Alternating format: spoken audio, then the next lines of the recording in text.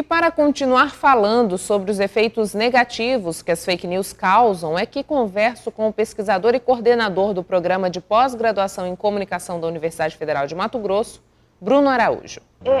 Como as fake news conseguiram prosperar na nossa sociedade? Né? O que foi que deu margem para que a gente começasse, de repente, a proliferar informação falsa? Michele, antes de mais, muito obrigado pelo convite, mais uma vez, é um prazer imenso estar aqui com vocês no Papo com Ela, também uma saudação especial à nossa audiência e também os meus parabéns ao programa por abordar um tema tão essencial, tão importante nesta conjuntura que nós estamos vivendo, da pandemia da Covid-19 e também no âmbito do processo eleitoral que se inicia, que se aproxima agora no nosso país. Você me pergunta como as fake news chegaram, conseguiram essa penetração, conseguiram, no fundo, se transformar em um problema político, porque, de fato, é isso que nós estamos falando. Não é de uma questão localizada ou meramente tecnológica, é de uma questão política, que envolve e que influencia todo o processo democrático, não apenas do nosso país, mas de vários outros países do mundo. Eu, Michele, nas minhas várias manifestações públicas, tenho preferido tratar o fenômeno das fake news dentro de um conceito que é um pouco mais amplo, que é o conceito de desinformação.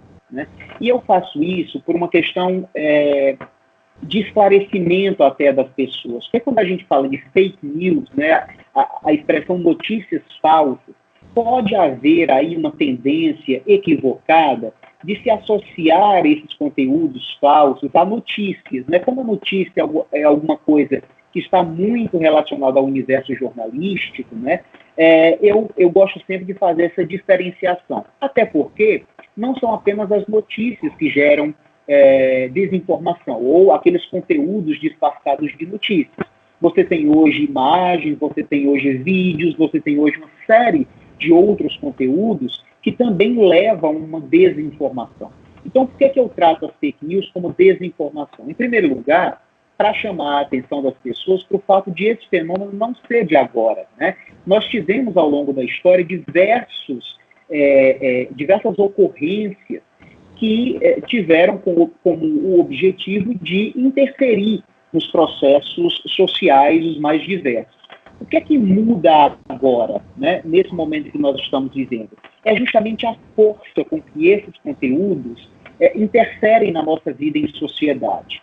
E isso se deve por 3 razões específicas, eu diria. Uma, de razão tecnológica. Naturalmente, que hoje você tem um ambiente das redes sociais, uma arquitetura comunicacional no âmbito do universo virtual, que permite a disseminação de informações sem, muitas vezes, as instâncias de mediação. Então, por exemplo, se nós pensarmos no WhatsApp, eu repasso um conteúdo para outra pessoa e a pessoa que recebe não sabe exatamente qual é a origem. Nem mesmo eu que recebi sei, e ainda assim eu repasso a informação. Diferentemente do Facebook, onde você ainda pode ali vasculhar de uma certa maneira a origem da informação, quem postou, ainda que isso seja muito difícil. Então, na internet se tornou muito mais difícil fazer o rastreamento da origem da informação.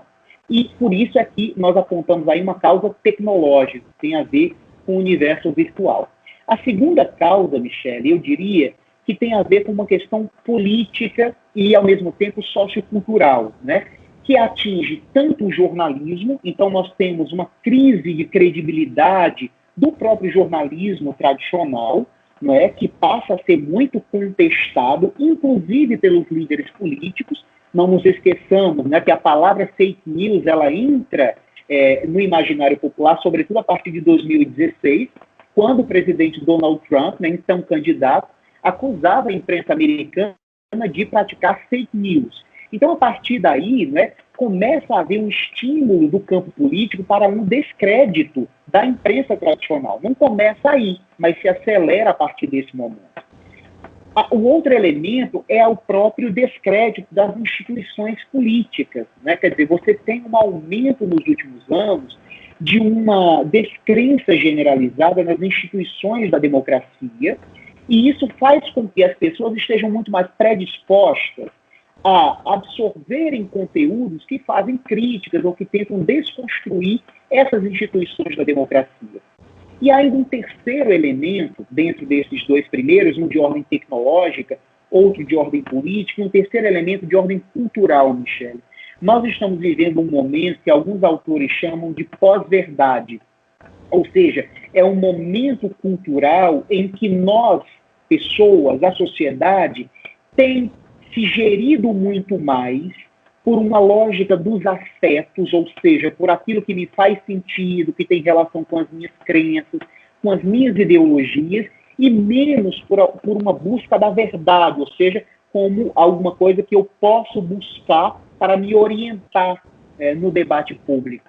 Para fechar, não me estender muito, tem um texto de uma filósofa, Hannah Arendt, uma filósofa do século XX importante, de 1967, e lá naquele texto, no ensaio, ela já falava sobre os perigos da mentira na política. E o que é que ela diz? O problema da mentira na política não é que as verdades vão passar a ser lidas como mentiras ou as mentiras vão passar a ser lidas como verdades. Não é isso. É justamente a quebra desse referencial que a gente tem para lidar com o espaço público, para nos relacionarmos entre nós e com as instituições da democracia. Ou seja, eu já não sei o que é verdade e já não sei o que é mentira, de forma que eu perco as minhas capacidades, os meus referenciais, e com isso eu não sei me orientar direito, e dessa maneira eu contribuo para uma degradação ainda maior do espaço público, do processo eleitoral, e, como nós estamos vendo agora na pandemia, inclusive contribuo para colocar em risco a minha própria saúde e a saúde das pessoas que eu amo, né? Professor, quando a gente fala desse contexto cultural, que o senhor disse da pós-verdade, que eu vou mais pelo afeto, mais por aquilo que condiz com o que eu acredito, não necessariamente a verdade, e o senhor fala dessa cultura da desinformação que é propiciada pelas fake news. O que isso diz da nossa sociedade, professor?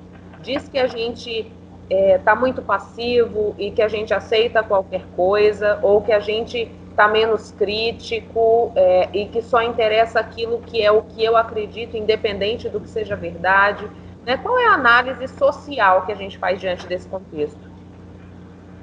Michele, eu costumo dizer, não apenas eu, mas vários outros analistas desse momento que nós estamos vivendo, que nós estamos numa virada tão grande, né? Quer dizer, a nossa sociedade está passando por um momento tão transformador que provavelmente possa ser comparada à própria virada da Idade Média para a Idade Moderna, né? Quer dizer, nós estamos de fato num momento de grande transformação da sociedade. Como nós estamos num momento de virada, né, de viragem cultural e sociológica, inclusive, é muito difícil apontar um caminho único, uma explicação única para esses fenômenos.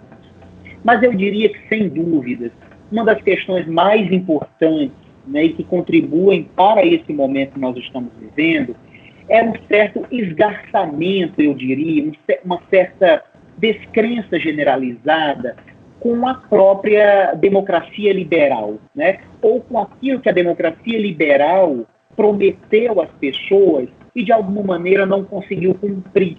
Não por uma culpa dela enquanto sistema, né, mas pelas várias questões que estão também intrínsecas dentro do processo democrático, as relações e a emergência do neoliberalismo, né, que enfraquece o poder do Estado, e uma série de outras questões. Mas essa descrença generalizada das pessoas me parece que é um elemento fundamental, porque, veja, as pessoas lhes prometeram uma ascensão de vida melhor. E, ao longo dos tempos, isso aconteceu num determinado momento, mas depois isso começou a cair, né? E as pessoas estão ficando mais empobrecidas. Isso não é um fenômeno brasileiro, é um fenômeno mundial, né? Em segundo lugar, Michele, tem a ver com uma própria, uma questão mais de fundo, eu diria cultural, que tem a ver com o neoliberalismo também, que é a ideia de você prometer às pessoas um certo estilo de felicidade, Michele, que está muito referida ao consumo, ou seja, está muito vinculada à noção do consumo. É a ideia de que eu vou ser mais feliz se eu posso consumir. A ideia de que para ser eu preciso ter, né? Eu preciso ser um consumidor. Na medida em que eu perco as condições de consumir por uma degradação das condições econômicas e políticas, eu entro numa espécie de crise existencial que me faz duvidar do próprio modelo de sociedade que nós somos capazes de construir. E dessa maneira, nesse ambiente de descrédito generalizado com a economia, com as lideranças políticas, eu começo a imaginar que eu preciso encontrar saídas fora, digamos, da classe política tradicional, fora dos experimentos que eu já conheço, e é aí que mora o perigo, porque eu começo como cidadão, como cidadã, a depositar as minhas esperanças de um futuro melhor em outras instâncias que não estão vocacionadas para isso. Então, por exemplo, eu começo a colocar as minhas expectativas na figura de um juiz, que é muito duro no exercício da sua função e que deve ser, cumprir a lei, etc. Né? Eu começo a colocar as minhas expectativas na figura daquele que se apresenta como salvador da pátria. Eu tenho a salvação, eu vou tirar o país de todas as mazelas. E isso faz com que nós passemos a compreender, né, a política como alguma coisa personalizada na figura de uma pessoa. E, na verdade, não é isso. Né? A política precisa do envolvimento de todos nós, do mesmo jeito que o combate às fake news precisa de um envolvimento de toda a população. Não é um projeto de lei apenas, não é apenas um programa de política pública para ensinar as pessoas a identificar fake news, é um conjunto de questões, porque, como eu dizia no início da fala, isso tem a ver com uma mudança cultural mais profunda. Então, diante desse quadro de descrença, nós, a população, eu me incluo aqui como cidadão, ficamos muito mais vulneráveis, né, a receitas prontas, né, a projetos muito simplistas e que nos dizem, olha, vamos por aqui, né, talvez seja melhor nós olharmos para as nossas crenças, para as nossas vontades, ao invés de ficarmos olhando para aquilo que os outros nos dizem que é melhor. Né? Nós criamos essa ideia deturpada sobre o que é a política e acabamos, então, criando um terreno muito fértil para a proliferação de fake news e também para a emergência, né, de projetos políticos que podem ser muito danosos à própria democracia liberal, com a qual nós estamos, um pouco, todos nós, insatisfeitos, mas que precisa ser melhorada e não desconstruída. Né? Professor, a gente precisa, na verdade, se responsabilizar, né? E aí eu queria falar um pouquinho do papel da imprensa também nesse cenário, porque a gente sabe que quem dissemina fake news, quem se estrutura para a confecção dessas fake news, muitas vezes pega aquele conteúdo e faz com que ele tenha um formato jornalístico, né? Busca dar certa credibilidade para aquela fake news, usando o formato de um site que é conhecido, enfim, mas na hora que a gente vai checar não é bem isso. Então, qual é o papel da imprensa aí nesse contexto, professor, para que a gente possa efetivamente prestar um serviço social? Ótima pergunta, Michele. O papel da imprensa é central. Né? Em qualquer processo democrático, a imprensa desempenha um papel de esclarecimento, ou deve desempenhar um papel de esclarecimento público, que é fundamental para a qualidade da democracia. Quando eu falava lá no início da nossa conversa que é preciso diferenciar, eu faço a distinção entre desinformação e fake news, é justamente para que as pessoas, quando elas têm contato com esse tipo de material, né, que usa o título jornalístico, que usa o layout da página do jornal que todos conhecemos, para que elas não confundam e achem que as fake news são um fenômeno jornalístico. Não são. A desinformação tem eu diria que uma intenção de fraudar as informações com o objetivo de obter benefícios pessoais. Então, todo o processo de desinformação, ele visa a obtenção de benefícios pessoais ou políticos. Tá? Então, essa é uma primeira nota. A segunda nota, Michele, e isso eu digo isso com alguma dor no coração, como professor de jornalismo, apesar de a imprensa ter um papel fundamental na resolução da questão, nós, ou seja, os jornalistas, a imprensa precisa também fazer uma certa reflexão crítica, não é, sobre vários dos processos nos quais nós entramos nos últimos tempos e que também contribuíram para acelerar o processo de descrença nas instituições políticas e na própria democracia. Eu me refiro, por exemplo, à cobertura dos escândalos de corrupção, Michele. Ou seja, quando se faz uma cobertura novelizada, escandalizada dos escândalos de corrupção, né, sem nunca contestar, você veja, por exemplo, a cobertura do escândalo da Lava Jato, em que a imprensa deu tudo e mais alguma coisa que veio do Ministério Público, sem jamais contestar o Ministério Público. Não é que o Ministério Público deva ser suspeito, mas ao jornalismo cabe fazer sempre o contraponto, né? Quer dizer, você teve uma cobertura de delações premiadas que foram apresentadas como prova, que foram apresentadas como certezas, e isso, de alguma maneira, todas as noites, de maneira novelizada, cria na população, cria na opinião pública a ideia de que, afinal de contas, toda a classe política está degradada e, por isso, seria melhor substituir essa classe política por um outro tipo de instância que vá nos gerir em sociedade. Agora, apesar desta crítica, eu também reitero que a imprensa tem um papel fundamental. É preciso que nós admitamos os nossos erros, mas isso não pode ser confundido, ou seja, os erros da imprensa não podem ser confundidos com fake news, porque os erros da imprensa podem ser apurados, né? Nós podemos criticar a imprensa porque sabemos a fonte. No caso das fake news, nós não sabemos a fonte, e por isso nós não temos como contestar essas fake news. De forma que o jornalismo cumpre um papel importante quando ele checa as informações, quando ele diz ao seu público, olha, isso é fake news, e, portanto, isso não merece crédito, e é o que boa parte das empresas jornalísticas vem fazendo. Então, nesse sentido, as empresas jornalísticas têm um papel fundamental, mas é preciso que nós, os jornalistas, também façamos uma autocrítica para entender qual foi o nosso papel, né, na criação das condições para que nós chegássemos até aqui.